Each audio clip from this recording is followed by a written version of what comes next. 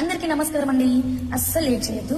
లలిత సహస్రనామంలో 1 నుంచి 5 శ్లోకాలు అయితే చెప్పుకుందాము. లలిత సహస్రనామం బేసిక్ కూడా రాదు, ఏం పర్లేదు, తెలుగు చదవడం వస్తే చాలు, చక్కగా వస్తుంది. ఇలా కనుక చదివితే వెంటనే లేట్ చేయకుండా నేర్చేసుకుందాం. వచ్చేయండి.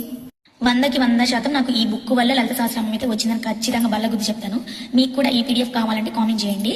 ఇదిగోండి, ఫస్ట్ శ్రీమాత అంటే 3 అక్షరాలు, శ్రీ మహారాజ్ఞి 5 అక్షరాలు, శ్రీమత్ సింహాసనేశ్వరి 8 అక్షరాలు. ఒక నామంలో 8 అక్షరాలు. ఈ ఫస్ట్ లైన్ లో ఎన్ని నామాలు వచ్చాయి? 1, 2, 3 నామాలు వచ్చాయి.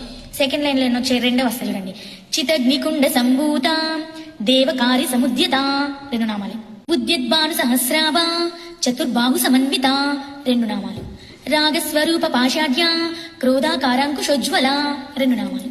మనోరూపేక్షు కోదండ పంచతన్మాత్ర సాయక 2 నామాలు. ఇది 1 నామం. నిజారుణ ప్రభాపూర మధ్య బ్రహ్మాండ మండల, నిజారుణ ప్రభాపూర మధ్య బ్రహ్మాండ మండల.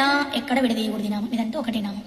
4వ శ్లోకం చంపకాశోక పున్నాగ సౌగంధిలక సత్కచ, చంపకాశోక పున్నాగ సౌగంధిలక సత్కచ కురువింద మనిశ్రేణి కనత్కోటీర మండిత, కురువింద మనిశ్రేణి కనత్కోటీర మండిత.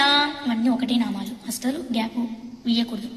అష్టమీ చంద్ర విభ్రాజ దళికస్థల శోభిత, అష్టమీ చంద్ర విభ్రాజ దళికస్థల శోభిత ముఖ చంద్ర కలంకాప మృగనాభివిశేషక, ముఖ చంద్ర కలంకాప మృగనాభివిశేషక. పొరపాటున కూడా ఈ ముఖ చంద్ర ఈ లైన్ లో అస్సలు కామ పెట్టకూడదు, అది చాలా తప్పైతుంది. చూసారు కదా, 4వ శ్లోకంలో 1 నామమే, 5వ శ్లోకంలో అన్ని 1 నామాలే, ఫస్ట్ శ్లోకంలో 3 వచ్చాయి, 2వ లైన్ లో 2 వచ్చాయి. ఇలాగ ఒక్కసారి అండర్స్టాండ్ చేసుకుని నేను చెప్పింది కొంచెం మనసులో పెట్టుకొని చదవండి, చాలా ఈజీగా ఉంటది.